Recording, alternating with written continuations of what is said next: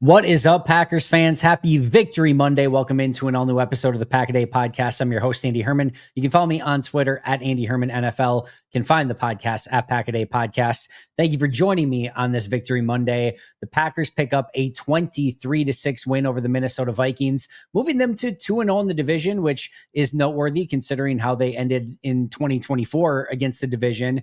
They also moved to 7-3-1 on the season, second in the NFC North, and still sixth in the NFC overall. We'll get into all of that today. It's funny. This was a game where afterwards, I'm kind of like, all right, Daniel Whelan played well.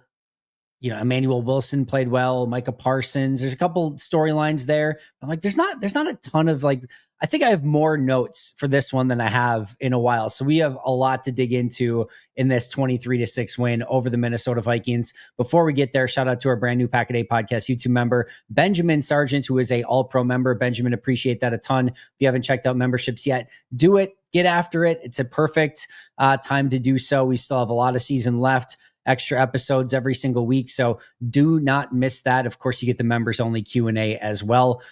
I want to start today by actually going back a day and going into what I had as my checklist for the keys to this game for Green Bay. Not how I usually do this, but I thought the Packers really took care of business today in a way that is even easier viewed or maybe better viewed by going over what we wanted to see from Green Bay going into this one. Number one on my pregame list of things to do for Green Bay or the keys to the game was eliminate mistakes. We saw a litany of mistakes against the New York Giants a week ago. What was probably 3 weeks of NFL mistakes all packed into one game. Thankfully, they got away with a win, but you knew they had to play a better brand of football. Against Minnesota, no turnovers. I don't think they had any drops. 2 penalties on the day, just 2 penalties.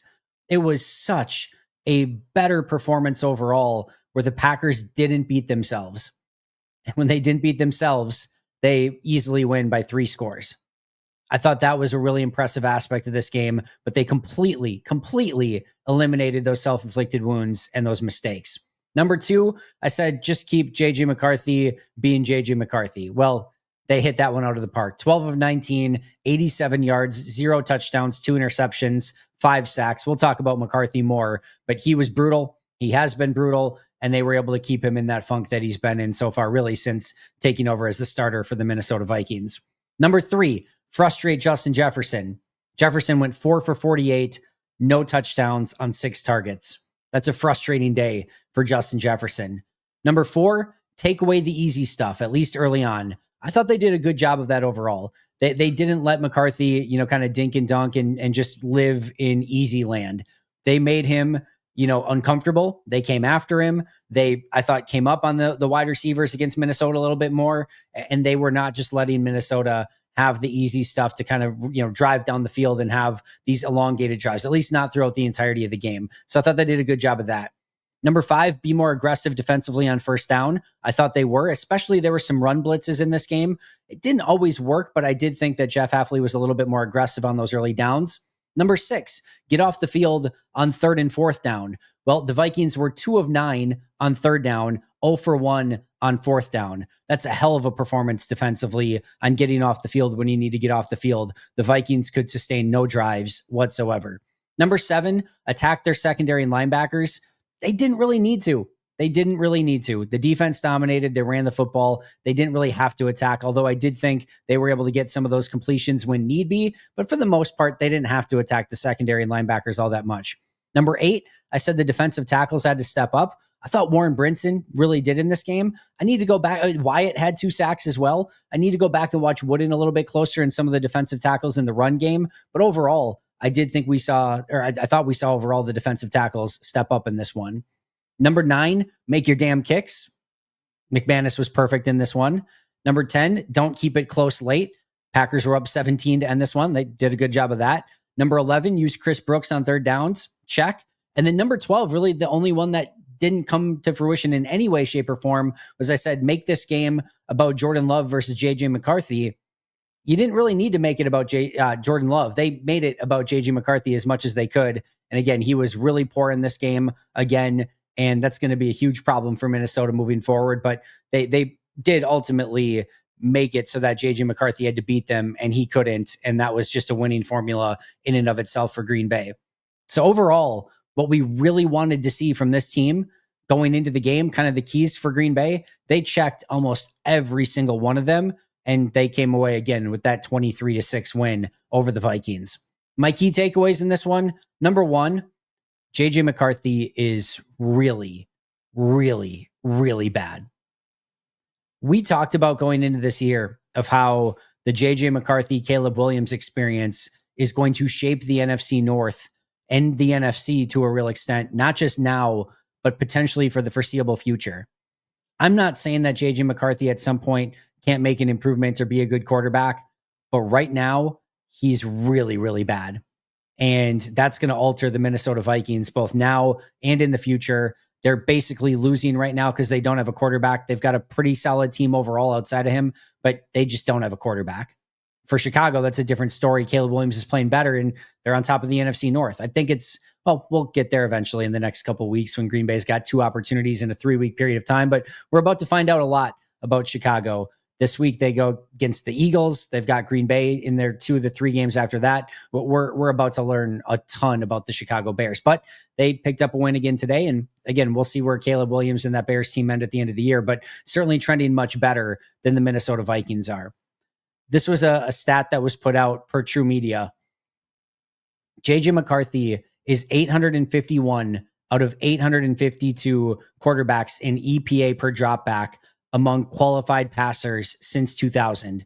The only player below JJ McCarthy is Jamarcus Russell.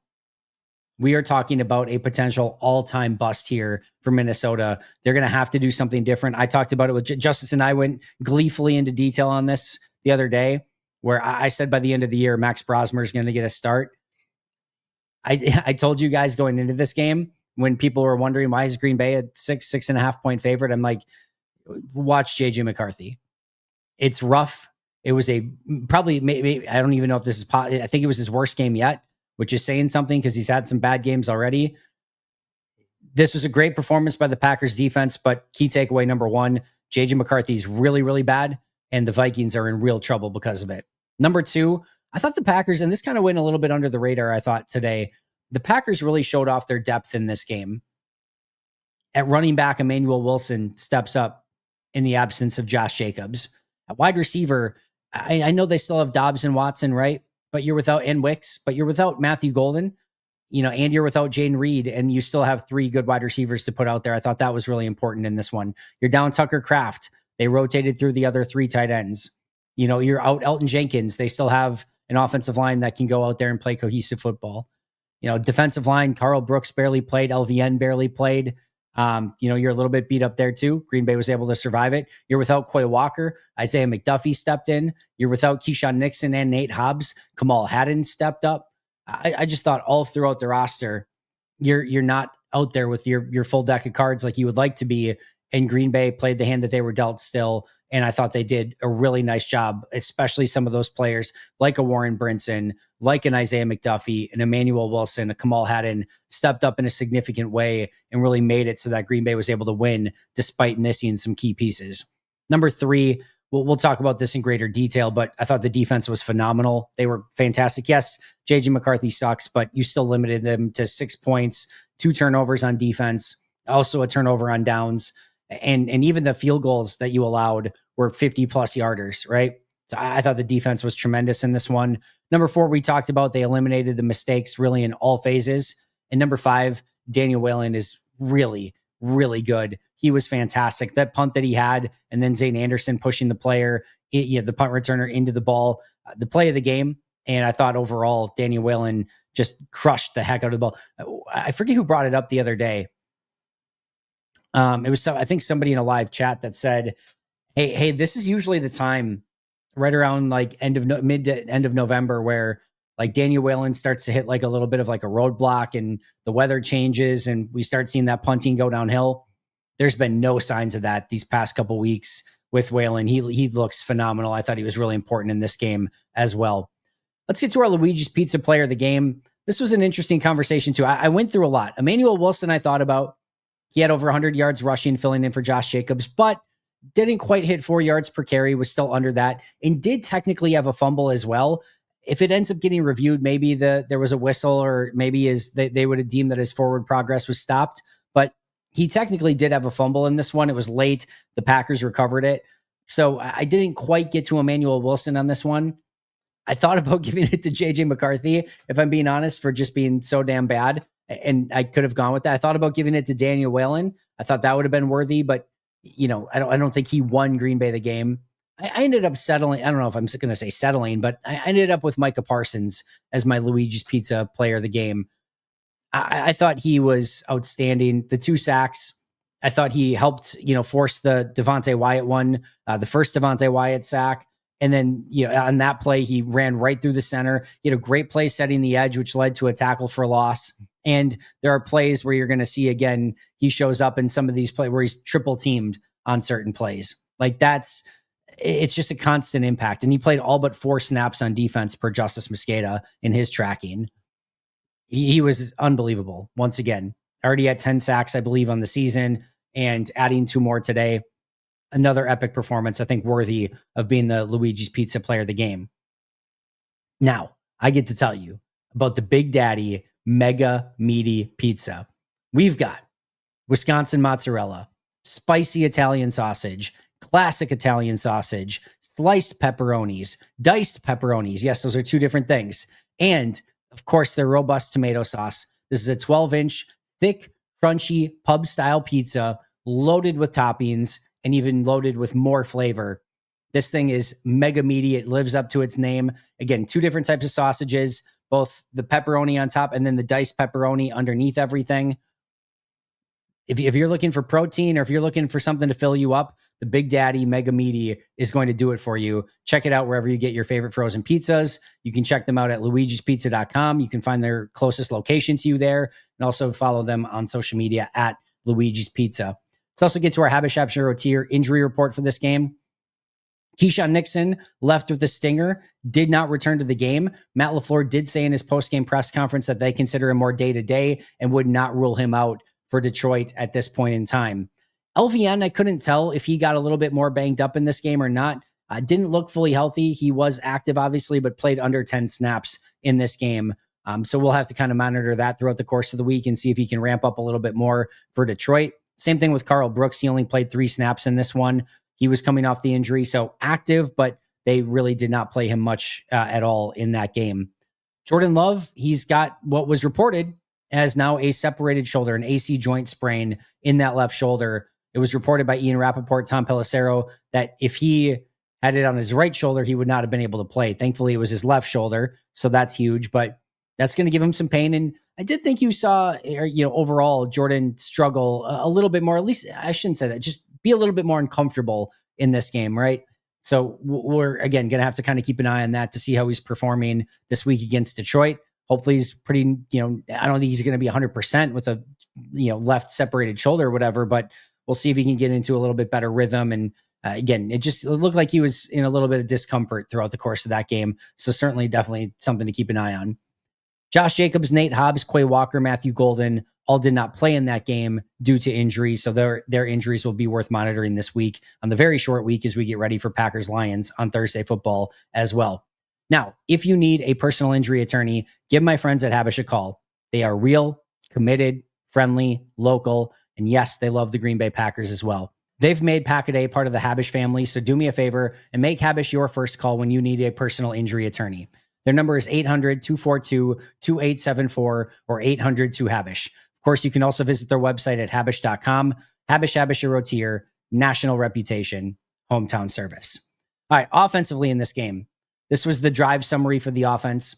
Touchdown, punt, field goal. Then you had the kneel downs before half. If we take that out, I'm going to start over just eliminating that, right? Touchdown, punt, field goal, punt, touchdown, punt, field goal, punt, end of game. In total, they put up 23 points. I thought the offensive line looked a little bit better, and I thought the addition of Anthony Belton at right guard was a little bit of a game changer in run blocking. I think that's going to be an important upgrade for them. I want to see the all-22. I'm not going to say unequivocally of like, yep, just Belton better than Morgan at this point. It kind of felt that way, at least in real time. And I just think he has, as Matt LaFleur talked about it after, the demeanor that he has. He's a little bit more of a mauler. He's a little bit more tenacious. I just think that's going to really add something to this run game. And you start getting, by the way, Aaron Banks, along with Sean Ryan and Anthony Belton on the interior. You have the ability to move some more people. And I think we saw that today against Minnesota's run defense. Again, less than 4 yards per carry for Emmanuel Wilson. Some of that was late. There were some missed blocks up front. They got to get that cleaned up. But I thought overall, there were, again, some more signs this week, like there were against the Giants, that this offensive line might be coming together a little bit more. And I really did like the addition of Anthony Belton. Started as a rotation in the first half. In the second half, Anthony Belton played every snap at right guard. That's a big change. I'm excited for it, and I think it's really going to help Green Bay moving forward if they can stick with it. Emmanuel Wilson, I know he had the under 4 yards per carry or whatever, but he deserves so much credit. I thought he ran really hard in this game, ran behind his pads. I thought he was decisive. Again, maybe that one fumble, we'll take a look at it a little bit closer when we get to the all-22 as well, but that one they ended up recovering anyway. He had some I know there were some failed third downs, but he had a couple third down pickups as well. Ran hard in the red zone, 2 touchdowns. Just a good overall performance. And having to fill in for Josh Jacobs is no small feat. He did a great job of it. No, don't.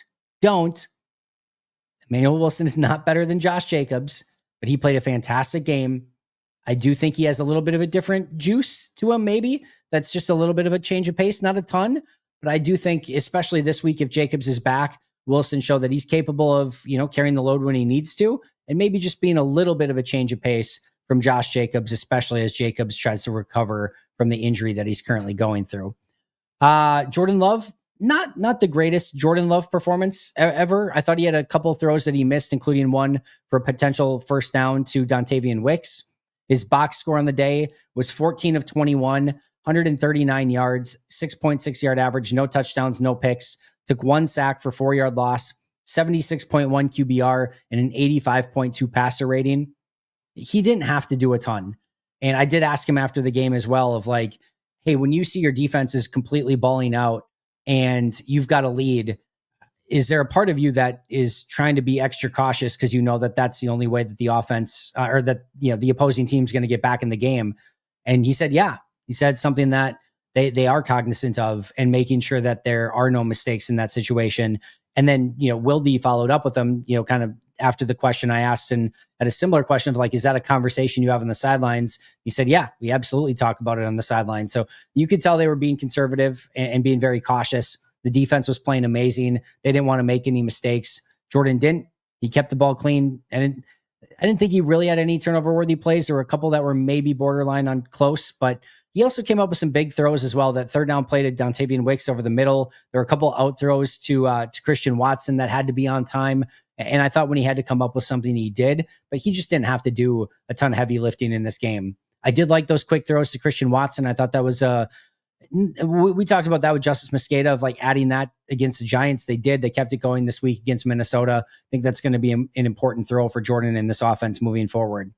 They did lack explosive plays in this one. They did not have a play over 18 yards. 18 yards was their longest play in the receiving game or the passing game. They did not have any 18-yard rushes. So they still need to find a way to generate a bit more explosives on offense. That's a little bit of a problem. But when you're down Tucker Kraft, Josh Jacobs, Jaden Reed, Matthew Golden, it's hard to consistently generate those when you're missing some of your biggest playmakers. Now, Kraft isn't coming back, but Jacobs, Golden, those guys will. Jaden Reed will. So hopefully they can get those guys back and performing at a level that can help them with some of those explosive plays. But it was certainly lacking in this game. And then very conservative overall. We'll talk about that when we get to the coaching portion of this. But overall, solid. Not a great day for the offense, but a winning day for the offense, all things considered. And again, we'll talk about that approach a little bit more when we get to the coaching segment. Let's move to defense. Defense for Green Bay allows field goal, punt, turnover on downs, field goal, punt, interception. They were awesome, especially in the second half. The first field goal that they gave up, by the way, was buoyed by the fact that McManus kicked it into the end zone and they got it at the 35. They only went, I think, 31 yards on that drive to get their field goal. If they would have kept him to their own 25, Minnesota's punting away rather than kicking a field goal in that situation. So the special teams has some blame for that first field goal. I really think, at least. I thought the turnover on downs was huge. They did get a field goal before half, but again, that was like a 59-yarder, something like that. The defense didn't give anything in this game. They made the Vikings earn everything. And in the second half, they completely shut them down. For Zach Cruz, the Vikings had -1 net yards in the second half of this game while having 3 turnovers, 1 on special teams, 2 on offense. 3 turnovers, -1 net yards. That's all you need to know. The defense completely annihilated them in this game. JJ McCarthy could do nothing, and that basically won you the game almost before it started. Defense was tremendous. Run defense was a little bit iffy. All right, a little bit iffy at times, but Mason and Jones combined for 17 carries for 83 yards. It was a 4.9 yard average. They had the 1 long run of 22. Without that, it's 16 for 61. I know you can't eliminate that run. They earned that run. But outside of one 22-yard run, it was 16 for 61, which is less than 4 yards per carry. It at times was a little bit of a struggle, but I think for the most part, they did a pretty good job. And it's not anything where I'm like, oh my God, they allowed Jones and Mason to just rush right through them. 17 for 83 isn't the worst thing in the world. And again, Minnesota couldn't do anything besides that. So if you're going to limit them, especially those two combined to 83 yards, probably just a winning performance. And in this case, it was. We talked about Micah, 2 sacks, run defense. He was all over the place. Evan Williams continues to come up huge. He had the interception. It got thrown right to him, but he also came up and made some plays in the run game as well. Isaiah McDuffie filling in. What a big time performance from him. Had the interception. I think there's a chance that when the stat corrections come through, that gets changed to a sack and forced fumble by Rashawn Gary and a fumble recovery for Isaiah McDuffie. But it doesn't matter at the end of the day. It's a turnover. He made a great play on it one way or the other, and gets the turnover there. He was all over the place. I thought, again, there were a couple of run fits that maybe he could have done a little bit better. He had one of the biggest hits of the season on TJ Hawkinson. Just a really sound performance from Isaiah McDuffie overall. We talked about Warren Brinson. He had 15 pass rush snaps in this game, and he became the number 3 defensive tackle, with Brooks not playing or only more than 3 snaps for Carl Brooks, and then 3 for Stackhouse as well. Brinson was the number 3 tackle. He had 15 pass rush snaps. He had 5 pressures per next gen stats and a half sack. That's 1 out of every 3 rushes. He's getting to the quarterback with a pressure. That's big time stuff for Warren Brinson. I was really high on him once I saw his tape coming out of Georgia. I thought he got severely underdrafted, and he, when he's had the opportunity this year, he's made the most of it. I thought this was another great example of that. Like the bounce back from Devontae Wyatt, 2 big sacks. Like seeing that. I want to see how the all-22 looks from a pressure and from a run defense standpoint, but love seeing him get in the backfield and make those 2 big plays. Rashawn Gary, there was still some talk of like, hey, he didn't have the impact. He, on one of those Wyatt sacks, Rashawn Gary was the one with the immediate pressure. Rashawn Gary was the one that knocked the ball out on the one that McDuffie either picked off or recovered the fumble, whatever you want to end up calling it. I thought Gary was pretty good in this game. He had a couple big run stuffs as well. I know it feels like sometimes we get, and maybe I'm at fault a little bit. I talked about, kind of last week of, hey, that Gary contract is going to start getting some buzz. And it did last week, big time. But it does feel like once we get on a narrative, we can't change it. It's like we collectively apparently decided that Rashawn Gary's not good now. So now even when he does good things, it's like we're going to ignore those good things. I at first glance and on the rewatch, I thought Rashawn Gary had a pretty damn good game in this one. We'll see what the all-22 says, but I thought he made some big plays and had some good run defense as well. Kamal Hadden stepping up huge. And not only that, Matt LaFleur after the game said, quote, "He has made as much progress as any player we've had here." Think about that for a moment. As much progress as any player, and what he's basically saying here is that he's coached in Green Bay, that he's made as big of a jump as any player that they've had in Green Bay during his time as coach. What a freaking statement. What a freaking statement. There was some buzz, some rumors that Green Bay really liked Kamal Hadden. We didn't know if that was going to be Bo Melton or Kamal Hadden coming in that spot. They clearly liked Hadden, and it at first glance, again, JJ McCarthy couldn't do anything. They couldn't pass the ball in this game, so we'll have to see if he plays against Detroit. That it's a horse of a different color, right? And that's going to be a much bigger challenge. But comes in, hasn't played a defensive snap and goes out and balls out like that. That was a pretty big time performance from Kamal Haddon. Carrington Valentine too, thought he had a really nice day. Shadowed Justin Jefferson in the second half. And again, Jefferson had 4 catches in this game. Big time stuff again from Carrington Valentine. And per Aaron Nagler, the Packers have now allowed fewer than 20 points in all 6 home games so far this season. The first time that's happened since 1969. This defense at home, really, really good so far.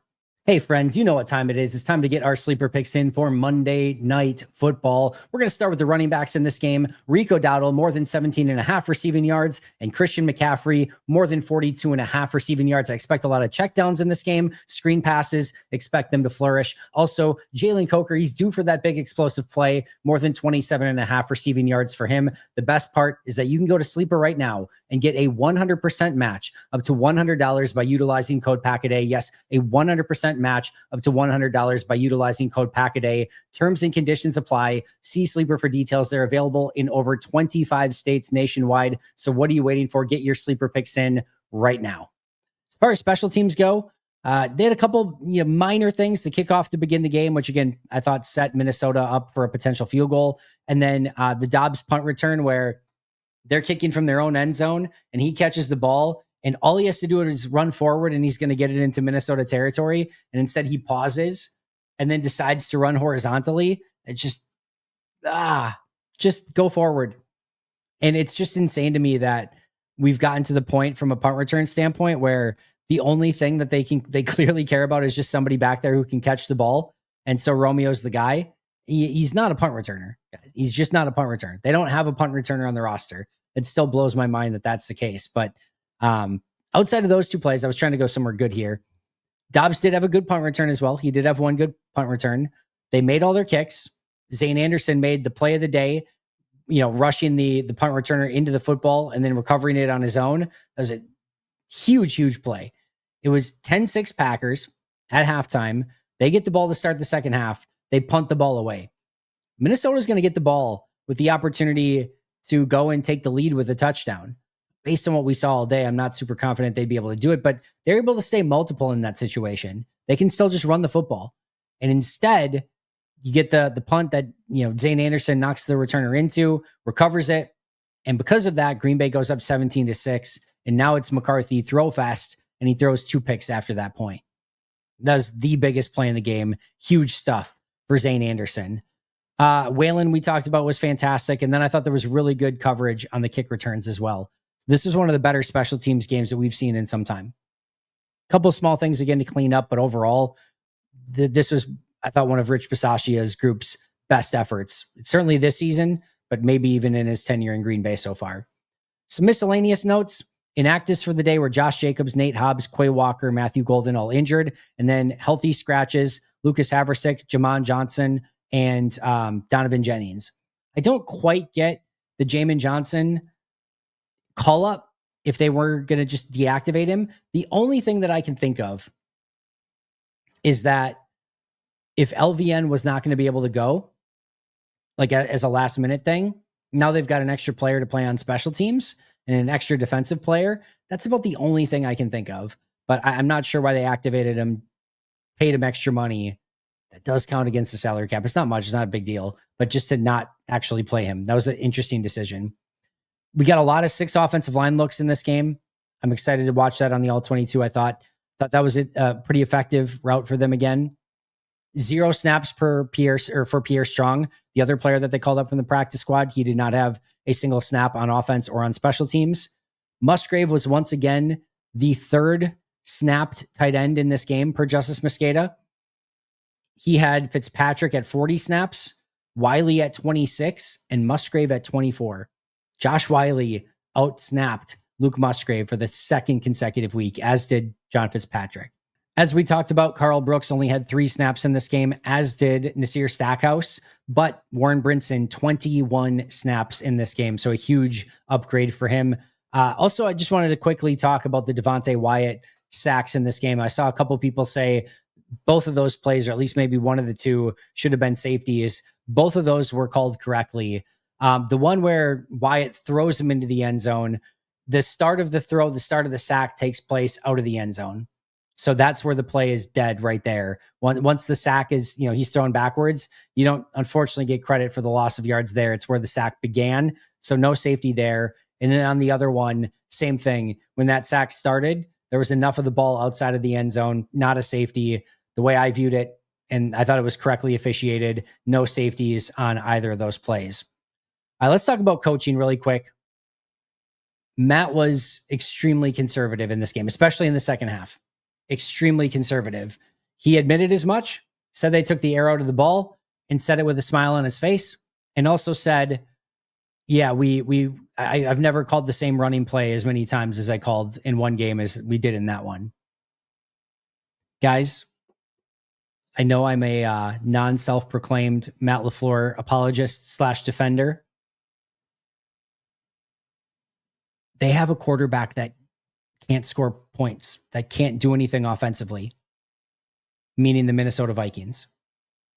Once Green Bay got 17-6, Matt knew all you needed to do was just run clock and run the football.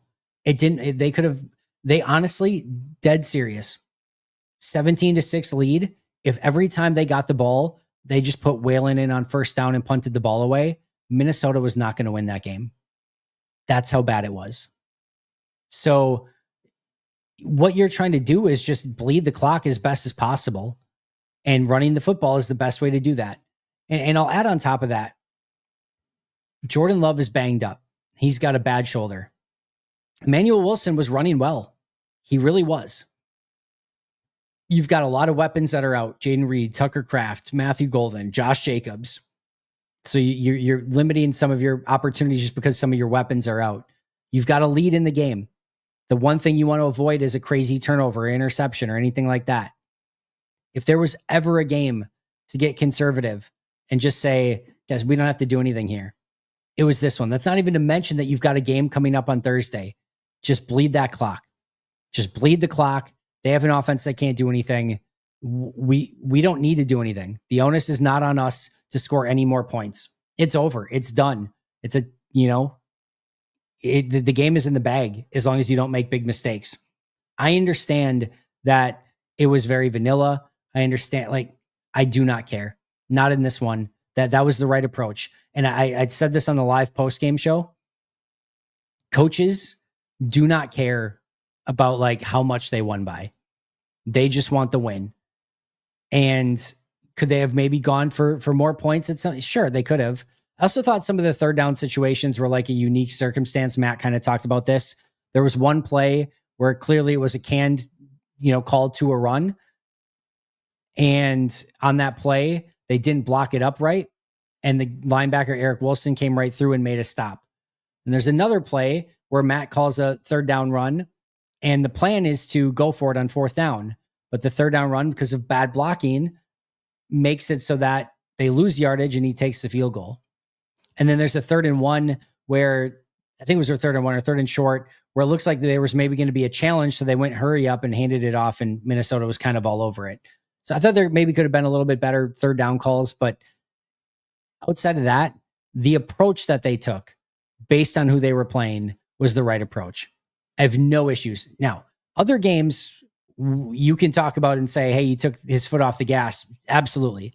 Not defending any of the other ones. In this one, taking the air out of the ball, calling a bunch of runs, getting out of that game with a win, with not many snaps as you're ready to get to Thursday football this week. That was the right approach in this one. Have no issue. And I mean, no issue with it whatsoever. Also thought Jeff Hafley was fantastic. I did think some of the third down calls, again, just kind of going back to that, if they just could have converted on a couple of those, I think that would have been giving them the real opportunity to maybe get this thing to 30-something to 6 and maybe make it look a little bit better. But we talked about some of the circumstances there. Also, they were still 7 of 14 overall, 50% on third down in this game, which is still really, really good. They're still one of the best teams, if not the best team in third down conversion rate. I know a couple of those are definitely frustrating today, but it's still a winning performance from a third down standpoint. Where the Packers stand right now, 6th seed in the NFC, as we talked about. They're half a game behind the Bears in the NFC North, a half a game behind the Seahawks and the Eagles in the NFC. They're half a game ahead of the 49ers and Lions. The Lions currently outside looking in. The 49ers are currently the last spot in the NFC.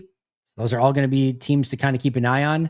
The Packers moving forward in their next, or at least their final games, I should say, at Lions, Bears at home, at Broncos, at Bears, Ravens at home, at Vikings. Green Bay's next 5 opponents are combined 38-17 on the season. 38-17, and only the Lions of that group of 5 are not in the playoffs. Only the Lions. Now, the 6th one is against the Vikings. That's their easiest one left. But Lions, Bears, Broncos, Bears, and Ravens coming up in the next 5 weeks. That is going to be a very, very, very tough slate of games. Meanwhile, Packers, Lions, Bears, 49ers, Seahawks, the teams that you want to keep an eye on, are combined 4-0 this week, with the 49ers having their game on Monday Night Football against the Carolina Panthers. Let's quickly talk some Packers-Lions. Noon game on Thanksgiving, beyond massive implications. This one is so freaking huge for what could happen in the NFC North in the rest of the season, playoff seeding, who gets in, who doesn't. There is a ton on the line here, potentially.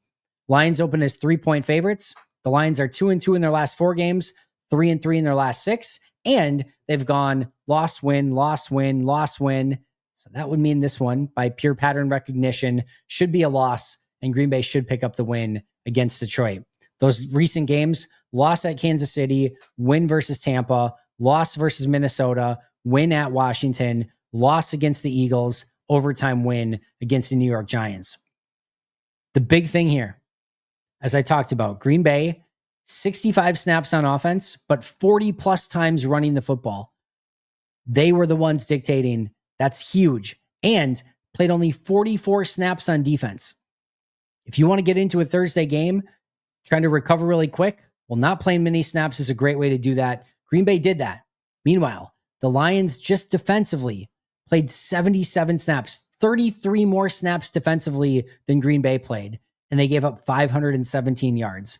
And now, after playing overtime against the Giants, Detroit's got a short week game against Green Bay in a really, really big game. That is a big advantage for Green Bay. A big advantage. Green Bay's going to be, I'm not going to say rested or well rested, but they didn't have to work super hard, especially in the second half for this one. Detroit did and went into overtime. That's going to be a difference. If Green Bay can come out strong, hopefully Detroit runs out of gas. That's a lot of football in a very, very short period of time. All right, playoff odds. Green Bay currently has a 77% chance to make the playoffs per the New York Times simulator. They have a 39% chance to win the division and a 2% chance to get the 1 seed and a first-round bye. If Green Bay were to beat Detroit this week, their chance to go to the playoffs would go to 91% with a win, would go to 68% with a loss. That's a pretty big difference.